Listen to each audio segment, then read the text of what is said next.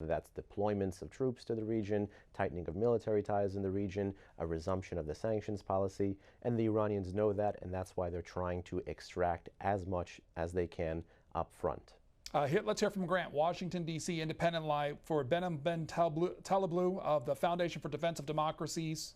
Grant, good morning. Go ahead.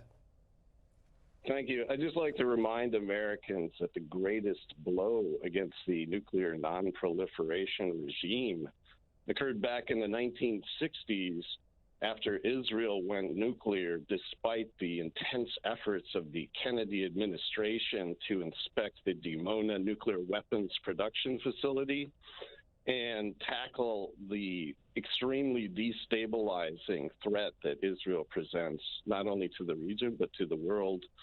Jimmy Carter acknowledged that Israel has over 100 nuclear weapons, and it's actually illegal under the Symington-Land amendments to the foreign aid laws to give aid to nuclear countries outside the NPT. So I'd like to encourage people to call their members of Congress to block aid until the question of Israel's nuclear weapons is dealt with. That's Grant in Washington, D.C. Mr. Ben Taleblu, hello. Go ahead. Yes. So there are many interesting books written on Israel's program, Israel's nuclear aspirations. One very famous academic work by Avner Cohen I would recommend to the reader to take perhaps a more nuanced look at in the region. But I would highly disagree with the framing of the threat in the region. You know, when Iran, back not under the current regime, but previously under the Shah, for instance, in the pre-1979 era, had been developing weapons aspirations and had been developing a civilian nuclear program with these potential weapons off-roads. According to U.S. intelligence, per a special national security directive, if I'm not mistaken, their assessment of the Shah's aspirations were status-driven and really in response to what was going on in South Asia, rather than the period under the Carter and Kennedy administration that the caller had spoken about.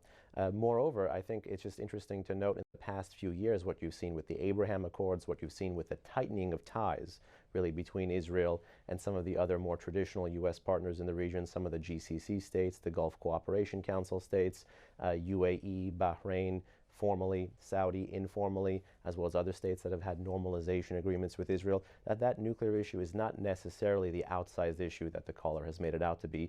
And in fact, many of these states have been able to put aside their differences given the 800-pound elephant in the room, which is a rising revisionist Islamic Republic of Iran, and one that could potentially be nuclear armed. The New York Times reporting of the lead up to this said this about Israel's role, as they report, saying American officials warning their Israeli counterparts that repeated attacks on Iranian nuclear facilities may be tactically satisfying, but they are ultimately counterproductive, according to several officials with behind-the-scenes discussions. Israeli officials saying they have no intention of letting up. How does that affect what goes on Monday and forward when it comes to this larger discussion of Iran's nuclear program? So there are very different approaches taken